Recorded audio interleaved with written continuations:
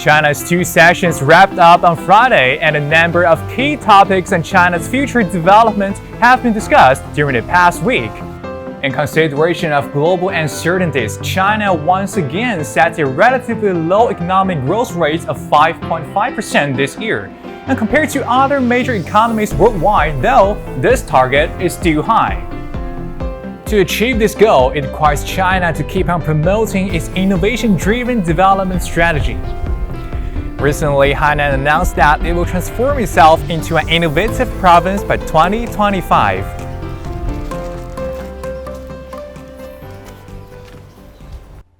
And today we are joined by Charlotte Magnette, International Investment Manager from Yajo Bay Scientech City, and Dr. Huihui, the Vice President of Yangpu International Investment Consulting. Thanks for joining. Charlotte, Hainan is moving forward to an innovative province, with Yajo Bay taking a leading role in the high-end seed breeding industry. So, how's everything going now? Yajo Bay has always been a very famous incubator and accelerator in the China seeds industry. So already 70% of the crops that are being cultivated in China mainland, they actually have been bred here in our Scientech city. We had very famous scientists like Yuan Longping, the father of hybrid rice, that already was doing research in Yajo Bay. So right now, our position is to build actually the Silicon Valley of the seed industry here in Yajo Bay. And we already have 12 of the top scientific research institutions. In terms of international development, we already signed agreement with international leaders like Syngenta. We have KWS from Germany, Kijin from Holland, that already agreed to move their China headquarters here with us. And innovation needs strong support of policies and the environment. So what's the advantages of Yajo Bay compared with other places? Well, first of all, in terms of natural resources, here in Sanya, we have an average temperature of 25.6 degrees with sunshine all year long. We were actually able to reduce the breeding cycle of the crop by 30 to 50%, which means that in China mainland, when you can do 1 or 2 harvests per year, here you can actually do 3 to 4. Another advantage is that we set up here the intellectual property court.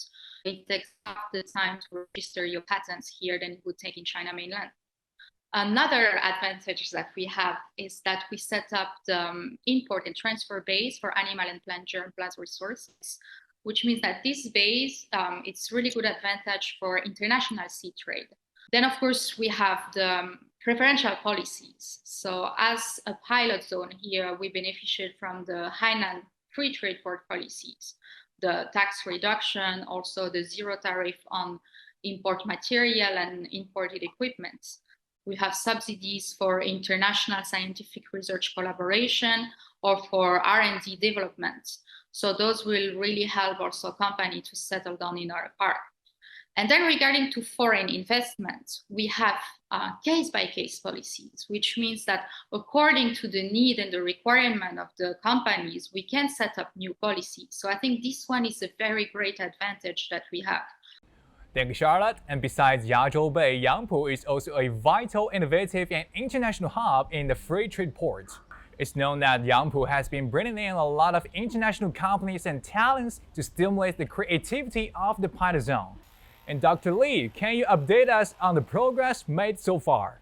All of these projects are now in a steady processing. We also do the cooperation with our international partners, such as Sharping Consulting, and also the US-China ICC, that is US-China International Chamber of Commerce. And we also set up an education project, which is the Bielefeld University of Applied Science in Germany, has signed up a contract with Yangpu. After this project is finished, it will be the first project that foreign universities independently run as schools as universities in China. Thank you, Dr. Lee. And innovation-driven strategy is a cross-sectoral policy, which requires innovations not only in technologies, but in areas such as systems, management, business modes, and etc. And in Hainan Free Report, because of its relatively flexible mobility, to build an innovative province is more possible to promote the evolution of economy towards a higher level.